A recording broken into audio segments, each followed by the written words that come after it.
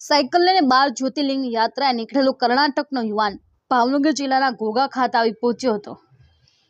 કર્ણાટકના તુમકુર જિલ્લાના બેલવી ગામથી 15 જ્યોતિર્લિંગની સાયકલ યાત્રા પર નીકળેલો યુવાન 45 દિવસે ઘોઘા ખાતે આવ્યો હતો, જ્યાંથી હવે તે આગળની સાયકલ યાત્રા જારી કરશે। આ અંગે કર્ણાટકના સાયકલ યાત્રી શિવાનંદે જણાવ્યું હતું કે તેઓએ સાયકલ લઈને 12 જ્યોતિર્લિંગની યાત્રાનો સંકલ્પ કર્યો હતો અને આ સ્વપ્ન સાકાર કરવા તે કર્ણાટકના તુમકુર જિલ્લાના બેલવી ગામથી સાયકલ યાત્રા પર નીકળી ગયો હતો।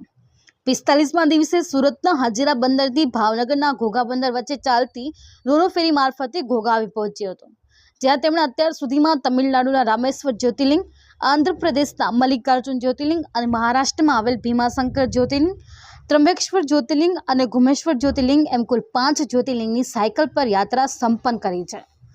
હવે બાકીના 7 જ્યોતિર્લિંગની યાત્રા કરશે। તેમણે જણાવ્યું હતું કે 45મા દિવસે ઘોઘા આવ્યો છું।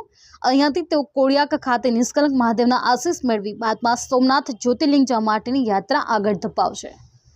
વધુમાં જણાવ્યું હતું કે હું ગુજરાતમાં આવ્યો છું, હું સાથે સૂકો નાસ્તો રાખું છું, પરંતુ ગુજરાતમાં તો ખવડાવવાવાળા અને આશરો આપવાવાળા લોકોનો ભારે સ્નેહ મળ્યો છે।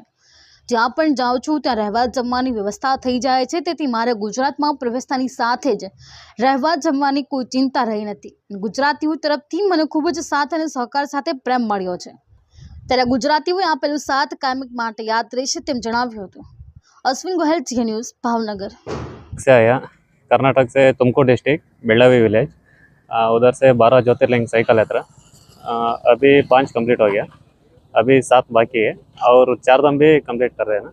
अब 40 दिन हो गया और 5 महीना बैलेंस है, 5-6 महीना आसपास। अभी आपने कौन फर्स्ट रामेश्वरम तमिलनाडु, उधर से आंध्र प्रदेश मल्लिकार्जुन, उधर से महाराष्ट्र में भीमाशंकर, त्र्यंबकेश्वर, कृष्णेश्वर हो गया।